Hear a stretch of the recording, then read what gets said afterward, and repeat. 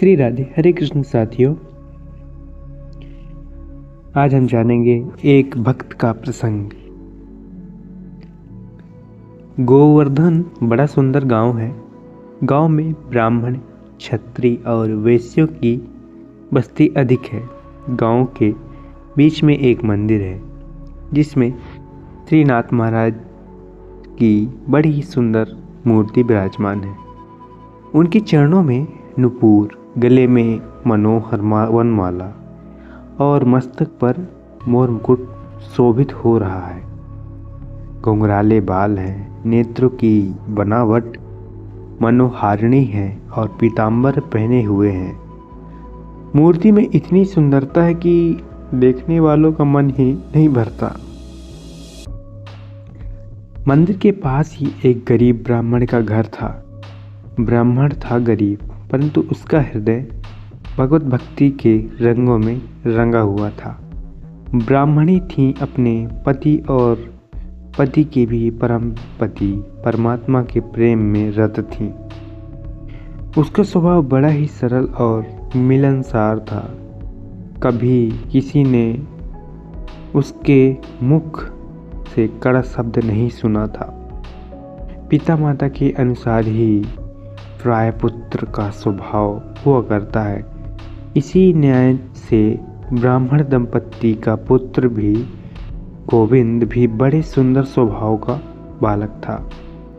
उसकी उम्र करीब 10 वर्ष की थी। गोविंद के शरीर की बनावट इतनी सुंदर थी कि लोग उसे कामदेव का अवतार कहने में भी नहीं चूकते थे, सकुचाते थे। गोविंद गांव के बाहर अपने साथी सदानंद और रामदास के साथ खेला करता था। एक दिन खेलते खेलते संध्या हो गई। गोविंद घर लौट रहा था तो उसने मंदिर में आरती का शब्द सुना। शंख, घंटा, घड़ियाल और झांझ की आवाज़ सुनकर गोविंद की भी मंदिर में जाकर की इच्छा हुई और उसी क्षण वह दौड़कर नाथ जी की आरती देखने के लिए मंदिर में चला गया। नाथ जी के दर्शन कर बालक का मन उन्हीं में रम गया।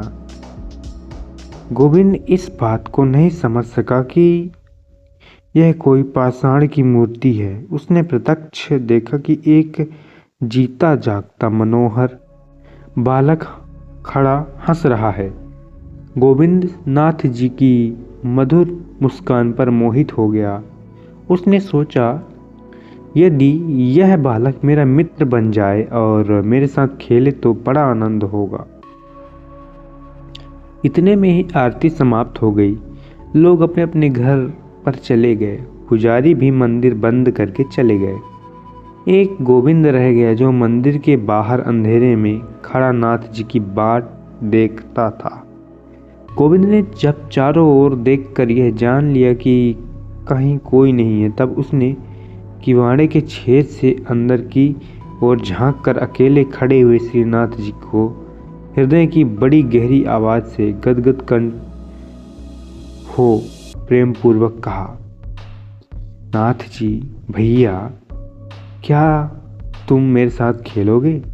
मेरा मन तुम्हारे साथ खेलने के लिए बहुत छटपटा रहा है। भाई आओ, देखो कैसी चांदनी रात है। चलो दोनों मिलकर मैदान में गुल्ली डंडा खेलेंगे। मैं सच कहता हूँ भाई, तुमने कभी झगड़ा या मारपीट तुमसे नहीं करूँगा।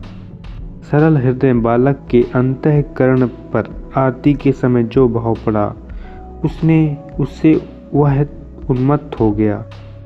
परमात्मा के मधुर और अनंत प्रेम की अमृतमयी मलय वायु से गोविंद प्रेम मग्न होकर मंदिर के अंदर खड़े हुए उस भक्त प्राणधन गोविंद को रो रो कर पुकारने लगा। बालक के अश्रु शब्दों ने बड़ा काम किया कि आज्ञा के अनुसार नाथ जी मंदिर में नहीं ठहर सके। भक्त के प्रेमावेश भगवान को खींच लिया। गोविंद ने सुना मानो अंदर से आवाज आती है, भाई चलो आता हूँ, हम दोनों साथ में खेलेंगे। सरल बालक का मधुर प्रेम भगवान को बहुत शीघ्र खींचता है। बालक ध्रुव के लिए चतुर्भुजधारी होकर वन में जाना पड़ा भगवान को। भक्त प्रहलाद के लिए अनोखा नरसिंह वेश धारण किया और ब्रज बालकों के साथ तो आप गौ चराते हुए वन वन घूमे। आज गोविंद की मतवाली पुकार सुनकर उसके साथ खेलने के लिए मंदिर से बाहर चले आए। धन्य है प्रभु, ना मालूम तुम माया के साथ रमकर कितने खेल खेलते हो।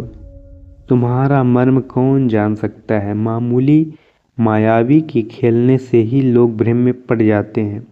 फिर तुम तो मायावियों के भी सरदार ठहरे। बेचारी माया तो तुम्हारे भक्त चंचरीक सेवित चरण कमलों की चेरी है। अतएव तुम्हारे खेल के रहस्य को कौन समझ सकता है। इतना अवश्य कहा जा सकता है कि तुम्हें अपने भक्तों के साथ खेलना बहुत ही प्यारा लगता है, इसलिए तुम धन्ना के साथ गाय दुहते फिरे और इसीलिए आज बालक गोविंद के पुकारते ही उसके साथ खेलने को तैयार हो गए। नाथ जी हंसते हुए गोविंद के पास आकर खड़े हो गए। गोविंद ने बड़े प्रेम से उनका हाथ पकड़ लिया। आज गोविंद के आनंद का ठिकाना नहीं है। वह कभी नाथ जी के मुख कमल को देखकर मतवाला होता तो कभी उनके कर कमल का स्पर्श कर अपने को धन्य मानता, कभी उनके नुकीले नेत्रों को निहार कर मोहित होता तो कभी उनके सुरीले शब्दों को सुनकर फिर सुनना चाहता है। गोविंद के हृदय में आनंद समाता नहीं। बात भी ऐसी ही है। जगत का समस्त सौंदर्य जिसकी सौंदर्य राशि का एक तुच्छ अंश है, उस अनंत और असीम रूप राशि को प्रत्यक्ष प्राप्त कर ऐसा कौन है जो मुग्ध न हो जाए। नए मित्र को साथ लेकर गोविंद गांव के बाहर आया। चंद्रमा की चांदनी चारों ओर छिटक रही थी। प्रीतम की प्राप्ति से सरोवर में मुकुंदनी हंस रही थी। सरोवर में मुकुंदनी हंस रही थी। पुष्पों की अर्धविकसित कलियों ने अपनी मंद मंद सुगंध से समस्त वन को मधुमय बना रखा था। वन को मधुमय बना रखा था, मानो प्रकृति अपने नाथ की अभ्यर्थना करने के लिए सब तरह से सज धज कर भक्ति पूरी पुष्पांजलि अर्पण करने के लिए पहले से तैयार थी। ऐसी मनोहर रात्रि में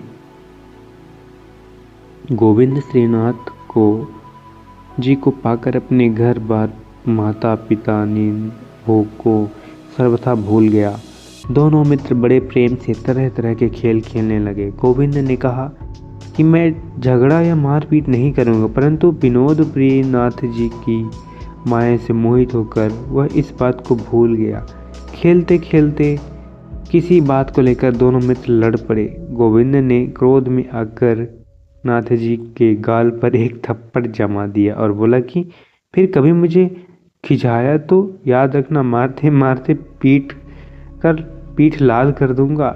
सूर्य चंद्र और अनिल जिसके भय से अपने अपने काम में, स्वयं देवराज इंद्र जिसके भय से समय पर वृष्टि करने के लिए बाध्य होते हैं, और भयाधिपति यमराज जिसके भय से पापियों को भय पहुंचाने में व्यस्त हैं, वहीं त्रिभुवननाथ आज नन्हे से बालक भक्त के साथ खेलते हुए उसकी थप्पड़ खाकर भी कुछ नहीं बोले। गजब है, धन्य है। नाथ जी रोने लगे और बोले, भाई गोविंद, तुमने तो कहा था कि मारूंगा नहीं, फिर मुझे क्यों मारा। नाथ जी की इस बात को सुनकर और उनको रोते देखकर गोविंद का कलेजा भर आया। उसने दौड़कर नाथ जी के आंसू पोंछे और उन्हें अपने गले से लगा लिया और बोला, भाई रो मत, तू मुझे बहुत ही प्यारा लगता है। तेरी आंखों में आंसू देखते ही मेरा कलेजा फटता है। दोनों फिर खेलने लगे। रात अधिक हो गई। भगवान ने यह सोचकर कि इसके माता पिता बड़े चिंतित होंगे, अपनी माया से गोविंद के हृदय में घर जाने की प्रेरणा की। गजब श्री जी, वाह। गोविंद ने कहा, नाथ जी बड़ी देर हो गई है, मैं घर जाता हूँ, अब कल फिर खेलेंगे। नाथ जी ने अनुमति दी। गोविंद घर चला गया और अनाथों के एकमात्र नाथ श्रीनाथ जी अपने मंदिर चले गए। इसी प्रकार प्रतिदिन इसी प्रकार खेल होने लगा। गोविंद इस नए मनमोहन नए मित्र को पाकर पुराने दोस्तों मित्रों को भूल गए। एक दिन श्रीनाथ जी महाराज खेलते खेलते गोविंद को दांव न देकर भागे। गोविंद भी पीछे पीछे दौड़ा।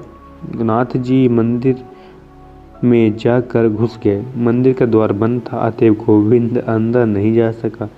नाथ जी का अन्याय समझकर यह गोविंद मंदिर के बाहर खड़ा होकर उन्हें प्रणय कोप से खरी खरी खोटी सुनाने लगा। भक्तमाल के रचयिता श्रीमान नरेश रघुराज सिंह कहते हैं कि मंदिर खुलते ही गोविंद अंदर घुस गया और डंडे से नाथ जी की मूर्ति को पीट कर बोला कि फिर कभी भागोगे? पुजारियों ने कहा हाँ करके गोविंद को पकड़ा और मारपीट कर मंदिर के बाहर निकाल दिया। इससे उसका प्रेम प्रकोप और भी बढ़ा और वह कहने लगा कि नाथ जी तैने मेरे साथ बड़ा अन्याय कियो है, दांव न देकर भाग आया और अब मुझे अपने आदमियों से मरवा कर बाहर निकलवा दिया। अच्छा कल देखूंगा, जब तक तुझे इसका बदला ना दूंगा तब तक पानी भी नहीं पीऊंगा। यूं कहकर गोविंद रूठ कर चला गया और जाकर गोविंद कुंड पर बैठ गया। इधर मंदिर में भोग तैयार होने पर पुजारी को प्रत्यादेश हुआ कि तुम लोगों ने मेरे जिस भक्त को मार कर बाहर निकाल दिया है वह जब तक नहीं आवेगा तब तक मेरा भोग नहीं लग सकता।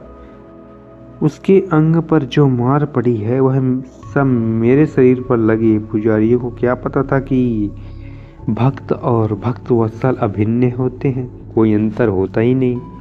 खैर पुजारी जी बड़े हैरान हुए, दौड़े और खोजते खोजते कुंड पर गोविंद को पाकर कहने लगे, भाई चलो, नाथ जी ने तुम्हें बुलाया है। वे तुमसे हार मानते हैं और फिर तुम्हारे साथ खेलने का वादा करते हैं। ब्राह्मणों के वचन सुनकर गोविंद ने कहा, जाता तो नहीं, वही मेरे पास आता और जब मैं उसे खूब पीटता तभी सीधी राह पर आता, पर अब जब कि उसने हार मान ही ली है तो चलता हूँ। यूँ कहकर गोविंद मंदिर में गया और विजय गर्व से हंसता हुआ बोला, क्यों नाथ जी, फिर कभी करोगे ऐसी चतुरी? अच्छा हुआ जो तुमने हार मानकर मुझे बुला लिया, नहीं तो ऐसा करता जो जन्म भर याद रखते। गोविंद ने यह बातें कह दी, परंतु जब नाथ जी का मुख उदास देखा तो उसके सरल हृदय में बड़ी वेदना हुई। वह बोला, भाई तुमने अभी तक भोग क्यों नहीं लगाया? तुम्हारे मुख को उदास देखकर मेरे प्राण रोते हैं भाई। फिर कभी तुम्हें नहीं मानूंगा, तुम्हारी उदासी मुझसे सही नहीं जाती। मैं तुमसे अब नहीं रूठूंगा, तुम राजी हो जाओ और भोग लगाओ। मंदिर के द्वार बंद हो गए। नाथ जी प्रत्यक्ष होकर बोले, भाई तुम भी तो भूखे हो, आओ दोनों मिलकर खाते हैं। नाथ जी का प्रसन्न मुख देखकर गोविंद का मन सरोज भी खिल उठा। दोनों हंसने लगे। आनंद की ध्वनि से मंदिर भर गया। गोविंद के हाथों बिक गए। अकस्मात द्वार खुला। गोविंद ने दिव्य चक्षु प्राप्त किए और उसे सर्वत्र केवल नाथ जी ही दिखने लगे। बोलो भाई सब कोई, भक्त और उनके भगवान की जय।